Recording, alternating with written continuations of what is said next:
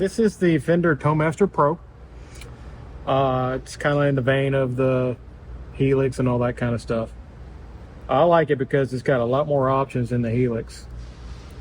The tones on it are just like ridiculously accurate. We were messing with it in the office one day at school. We bought it for the school, but there was one sound on here. As soon as I heard it, I was like, that is too cool, because it sounds just like it. And it was what was it? It was Jailbreak by Thin Lizzy. And I pulled it, there it is right there. I was like,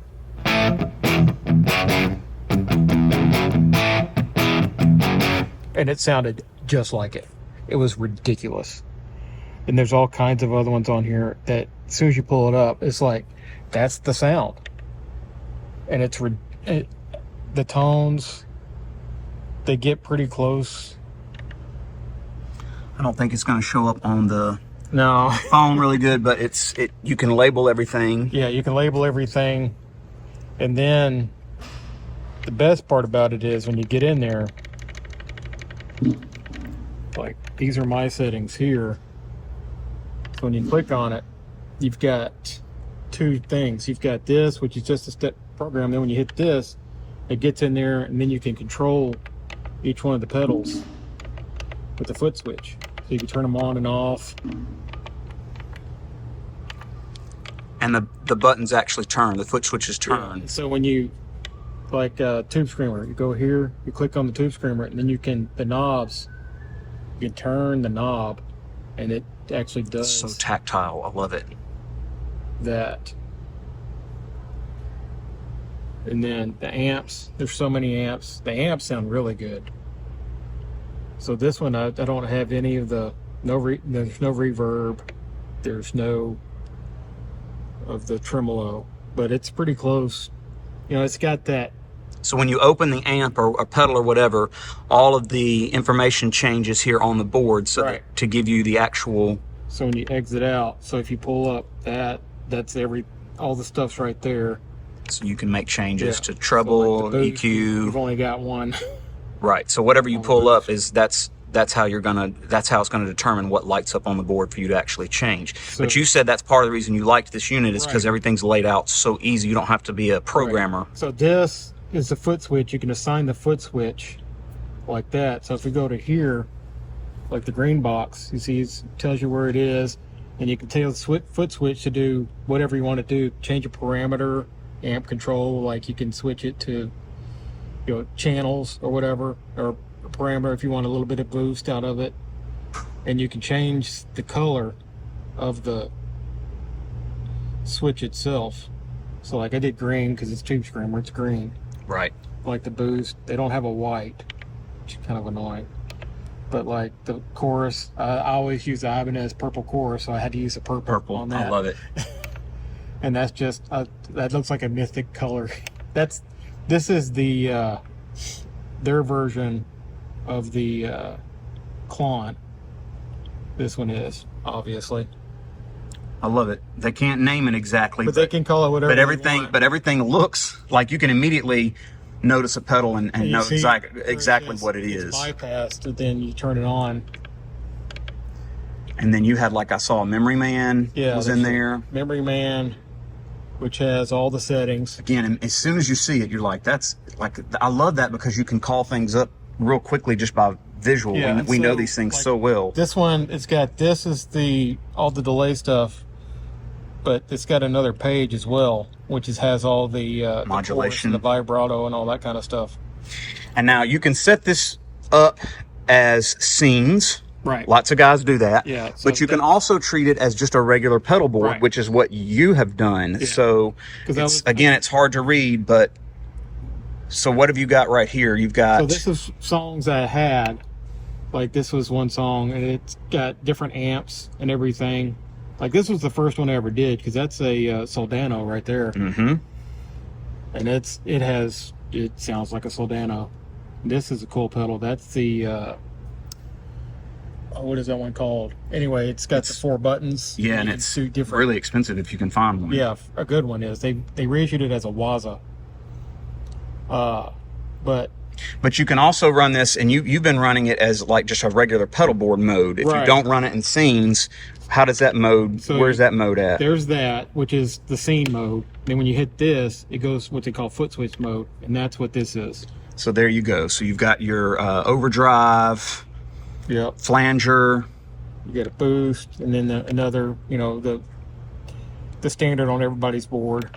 Right, and it's just on and off. You can have multiple ones on. That's just running it just like a pedal board. You can turn them on and off. This is 2 different reverbs. This is a Hall, which is kind of their Fender's pedal, the large Hall.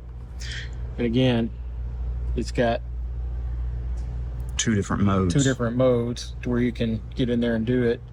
But I love being able to use this kind of setup for this, because there's a lot of gigs you might play where you don't know exactly what's going to get called up. I mean, if you're going to a small club or something to play for the night, you're going to run it in pedal board mode, because you have no clue what's coming up, and it just gives you your effects ready to go. I always have a hard time getting this one to switch. There it goes. So you've got the spillover, which lets you, when you turn it off, it's still gonna run, which is a good thing to have with reverbs and delays.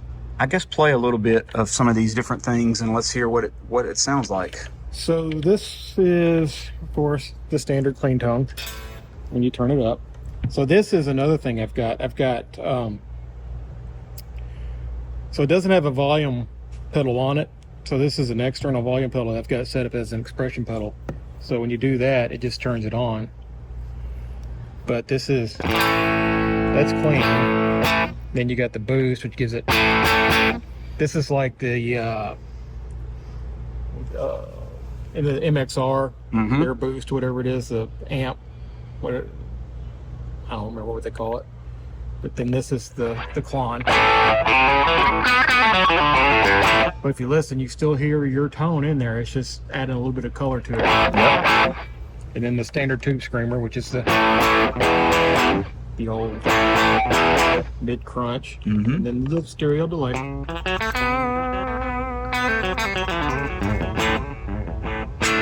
Still a little bit of analog in there, which is still good. And then I think this is just the standard Boss chorus. With all the extras, of course, rather than just 2 little. I love how also, if you notice, it's lighting up the pedal. So if you engage it, the pedal lights up, so you can quickly see on the screen as well what's active. And then the flanger is the electric mistress. Oh yes.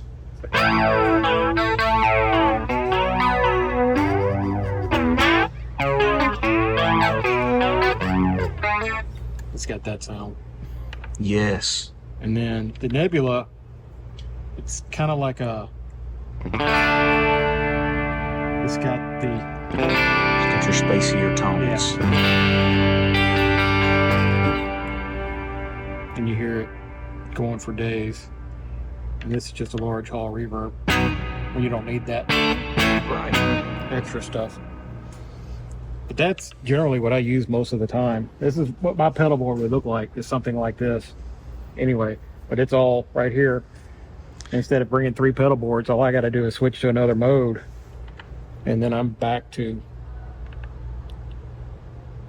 what I like, Rockabilly.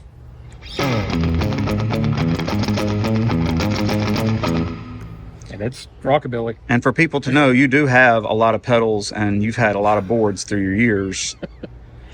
This is just, I mean, this become convenient. Way too many boards. I think I have 4 boards right now going around in different. So this has got the delays turned off.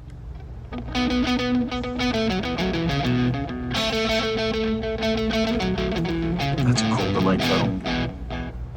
Yeah.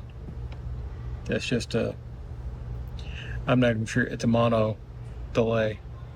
It's probably what they used in the studio when they were recording. Bucket Brigade. Yeah. It's really cool. I think what's so great about these units, obviously they're starting to sound better, because me and you've had this conversation before, and for years we wouldn't touch some of this stuff because it just didn't sound as good. Sound right. But they fixed a lot of those problems these days. This stuff is sounding better and better. And if you were to try to put some of these pedal boards together for real, you would be out. I mean, what would the pedal board you just had up there probably would have run, what, $3,000?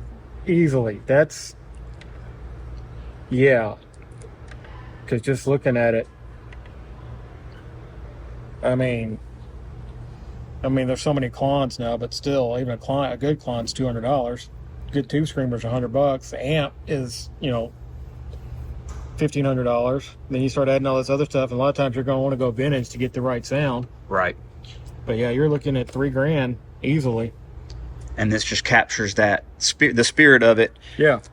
Good enough to where my ear can't tell the difference, and I'm pretty in tune to some of that stuff. I can hear some of the nuance, I guess I should say. Yeah, because if it's in the studio, yeah, you could probably hear the difference, but live, running through a PA system, nobody's gonna notice. They're gonna say, "Man, that sounds just like the record." Right. Which is kind of what you're wanting to do if you tune them in just right. I mean, like anything, there's guys that have already made presets and you just buy them. Like the guy we bought it from obviously bought some presets, because there's like a ton of Van Halen stuff on here, and they've got all the Van Halen amps in there, 1 through 3, all the EVH amps with the multiple channels. And these are still being this is still firmware wise being updated all the time. This is more and more stuff's coming out. Yeah, this is an old firmware. I've got to update the firmware. I don't even know what it's doing now, because I haven't messed with it. Like this one, that's the old 80s stuff with the multiple. So you can rewire stuff too on it. Yeah, you can put in loops. Like there's like 4 loops back there, but you can also loop stuff within it as well. So like they've got 3 of the, because that's that How Is Now, and that song where it's running 2 different tremolos at 2 different speeds, and that's basically what this is trying to emulate. That's crazy. And then this, pumpkins with the old